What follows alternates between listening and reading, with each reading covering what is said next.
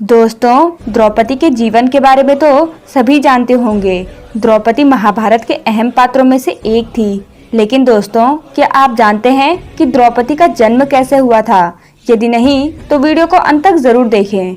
दोस्तों, पांडव तथा कौरव राजकुमारों की शिक्षा पूरी होने पर जब उन्होंने अपने गुरु द्रोणाचार्य को गुरु दक्षिणा देनी चाहिए, तभी द्रोणाचार्य को पांचाल नरेश द्वारा किए गए अपने अपमान का स्मरण हुआ और उन्होंने राजकुमारों से कहा, राजकुमारों, यदि तुम गुरु दक्षिणा देना ही चाहते हो तो तुम पांचाल नरेश द्रुपद को बंदी बनाकर मेरे समक्ष प्रस्तुत कर दो। यही तुम लोगों की गुरु दक्षिणा होगी। गुरुदेव की ये बात सुनकर समस्त राजकुमार अपने अपने अस्त्र शस्त्र लेकर पांचाल देश की ओर चल दिए।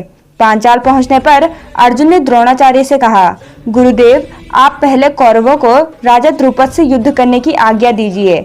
यदि वे द्रुपद को बंदी बनाने में असफल रहेंगे तो हम पांडव द्रुपद से युद्ध करेंगे। गुरु की आज्ञा मिलने पर दुर्योधन के नेतृत्व में कौरवों ने पांचाल पर आक्रमण कर दिया।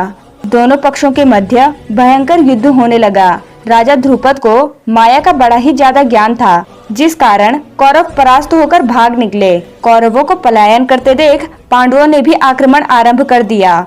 भीम तथा अर्जुन के पराक्रम के समक्ष पांचाल नरेश की समस्त सेना हार गई और अर्जुन ने आगे बढ़कर द्रुपद को बंदी बना लिया और गुरु द्रोणाचार्य के समक्ष ले आए। राजा द्रुपद को बंदी के रूप में देखकर द्रोणाचार्य ने कहा, द्रुपद, अब तुम्हारे राज्य का स्वामी मैं बन गया हूँ। मैं तो तुम्हें अपना मित्र समझकर तुम्हारे पास आया था, किंतु तुमने मुझे अपना मित्र स्वीकार नहीं किया। अब बताओ, मेरी मित्रता स्वीकार करते हो? द्रुपद ने लज्जा से अपना सर झुका लिया और बोले, हे द्रोण, आपको अपने मित्र ना समझना मेरी सबसे बड़ी भूल थी। उसके लिए अब मुझे पश्चाताप हो रहा है। अब मैं और मेरा राज्य आपके अधीन है। अब आपकी जो इच्छा हो वो करे। द्रोणाचार्य ने कहा, तुमने कहा था कि मित्रता समान वर्ग के लोगों के बीच होती है और तुमसे तुम्हारी बराबरी रखने के लिए मैं तुम्हें तुम्हारा राज्य वापस लौटा रहा हूँ। द्रोण से पराजित होने के बाद महाराज द्रुपद इतना लज्जित हो गए कि वो उन्हें नीचा दिखाने का उपाय सोचने लगे। इसी चिंता में एक बार वो घूमते घूमते कल्याणी नगरी के ब्राह्मणों के पास पहुँचे। वहाँ उनकी भेंट हुई यास तथा उपयास नामक महान कर्मकांडी ब्राह्मण भाइयों से हुई।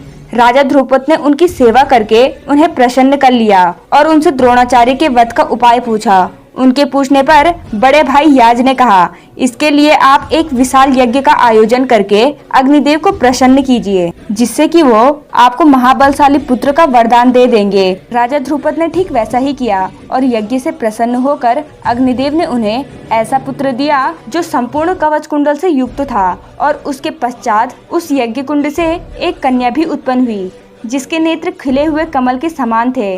राजा द्रुपद ने बालक का नाम धृष्टद्युम्न और बालिका का नाम द्रौपदी रखा और महाभारत के अंतिम महानिर्णायक युद्ध में धृष्टद्युम्न ने गुरु द्रोणाचार्य का सर धड़ से अलग करके अपने पिता द्रुपद के अपमान का बदला लिया था। तो दोस्तों, उम्मीद करते हैं कि आपको आज की हमारी वीडियो अच्छी लगी हो और ऐसी ही ज्ञानवर्धक वीडियो देखने के लिए हमारे इस चैनल को सब्सक्राइब कर लीजिए।